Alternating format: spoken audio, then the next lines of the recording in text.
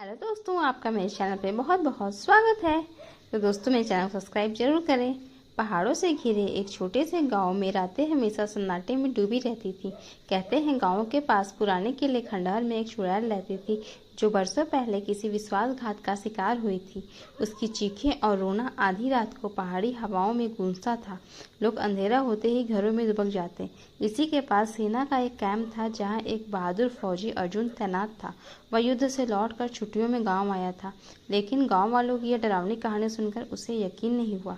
अर्जुन बचपन से ही लीडर था। उसने तय किया कि वह चुड़ैल की सच्चाई जानकर रहेगा। एक रात हथियार और टॉर्च लेकर वह पुराने किले की तरफ बढ़ा। चांदनी रात थी, बादल कभी कभी चांद को ढक देते थे, जिससे माहौल और भयानक हो जाता। किले की टूटे दरवाजे से अंदर घुसते ही उसे ठंडी हवा का झोंका लगा। दूर कहीं से पायल की हल्की हल्की आवाज आई, जैसे कोई औरत धीरे धीरे उसकी तरफ आ रही हो। अर्जुन ने टॉर्च की रोशनी उस ओर डाली, लेकिन वहां कोई नहीं था। बस हवा में एक अजीब सी खुशबू थी जो पुराने किसी इत्र की तरह लग रही थी। अचानक पीछे से किसी ने फुसफुसाया, तुम यहाँ क्यों आए हो? अर्जुन पलटा तो उसे एक लंबी सफ़ेद साड़ी में लिपटी औरत दिखी, जिसके बाल बिखरे हुए थे और आंखें अंगारों जैसी लाल चमक रही थी। वह जमीन से थोड़ी ऊपर तैर रही थी।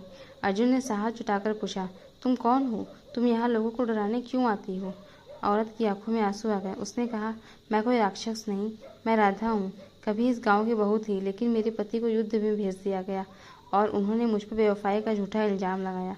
अपमान और तानों से तंग आकर मैंने इसी किले में अपनी जान दे दी। राधा की आत्मा की आवाज़ में दर्द था।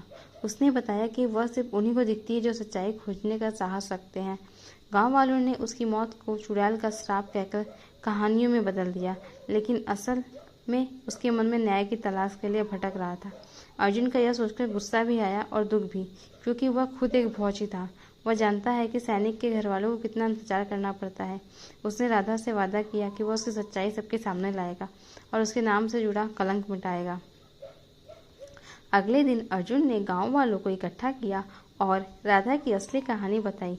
उसने पुराने रिकॉर्ड और गवाह ढूंढकर साबित किया कि राधा निर्दोष थी। गांव वालों की आंखों में पछतावे के आंसू आ गए। उसी रात अर्जुन फिर किले में गया और राधा को बताया कि उसकी इज्जत वापस लौटा दी गई है। राधा की आत्मा मुस्कुराई। उसने आंखों में आंसुओं की मोती की तरह गिरने लगे। वह धीरे धीरे सफ़ेद रोशनी में बदलकर गायब हो गई। अब वह किला सुनसान नहीं था। लोग डर की जगह वहां दीपक जलाने लगे। अर्जुन अपनी छुट्टियां खत्म कर वापस ड्यूटी पर लौट आया, लेकिन उसके दिल में यह संतोष था कि उसने न सिर्फ एक निर्दोष आत्मा को मुक्ति दिलाई, बल्कि गांव से सालों पुराना डर भी मिटा दिया। चुड़ैल की कहानी अब वीरता और न्याय की मिसाल बन गई। थैंक्स दोस्तों, आपको मेरी ये कहानी कैसी लगी? प्लीज़ लाइक शेयर सब्सक्राइब करके हमें कमेंट में ज़रूर बताएं। Thank you guys, thank